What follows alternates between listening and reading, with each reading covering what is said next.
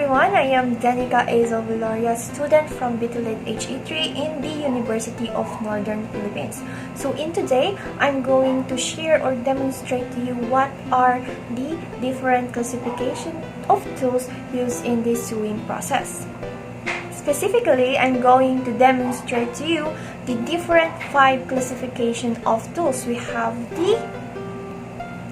the measuring tools, the drafting tools, the marking tools, the cutting tools, and the last one is the pressing or finishing tools. Now without further ado, let us begin. Now we have the first category in the measuring tools is the measuring tape, which is the most common used tool in measuring. Now, as what the name implies, it is called as measuring tape since it is used to measure our body measurement. Let's now move on to the next category, which is the drafting tools, wherein we have here the pins and also the pin cushions in which we are going to use or which we are going to store our pins. So pins is what we usually do for basting. So this is what we call the pin basting, wherein we usually, or this helps us to line up our fabrics and then use the pins I should say, to secure your fabric intact before start sewing. Now let's proceed to the next category, which is the marking tools, wherein these are the tools that we are going to use to mark details on our patterns and on our fabrics. So we have here the first tool, which is named as tailor's chalk, wherein it is made of clay or wax. And we have these appropriate marking tools to be used in our fabrics. Now let's proceed to the cutting tools. So we have here the most common tool that we can find in our home. We have the scissor. So it is usually, this blade usually ranges into 6 inches or less than 6 inches. These are used to cut seams and thread. The next tool that we have is the seam ripper.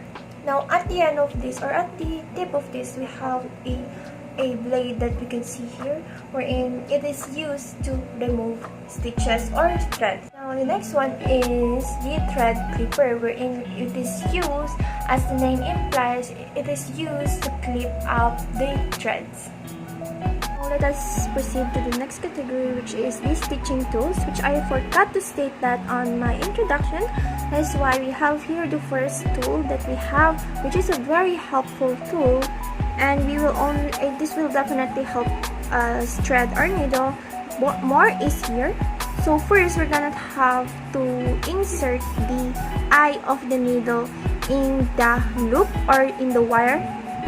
Then once you have inserted that, you're gonna have to cut your thread or your choice of thread. Then try inserting the thread inside the loop or the wire. Once you're done, then you're gonna have to pull it upward, pull your needle upward, then voila, you have your threaded needle. Now we move on to the next tool that we have here, which is the thread, wherein we're going to use this to form stitches or to hold the fabric parts together. Now we need to take note that we need to choose or select the same color that we have in our fabric. Now the last tool that we have in stitching tool is the needle thimble, where it helps us protect our fingertip from being poked or being pricked by the needle. This is a helpful tool for us to not get hurt on the needle, especially for the beginners. Finally, let's move on to the last category, which is the finishing tools or the pressing tools. So the only tool that is available here in my home is the iron box and the ironing board. So basically, the ironing box will help us remove the crease or the crumpling or wrinkling effect of the fabric that we are going to put strap. And for the ironing board, we have this traditional wherein we're going to just use a blanket and a tabletop or any flat surface that we have. Now that you have reached the end of the video, I hope or I bet that you can now differentiate the tools that I have mentioned on each of the categories and their uses. However, you need to remember that you need to use the categories on their appropriate application. So that would be all. I hope you have enjoyed the video, everyone. God bless.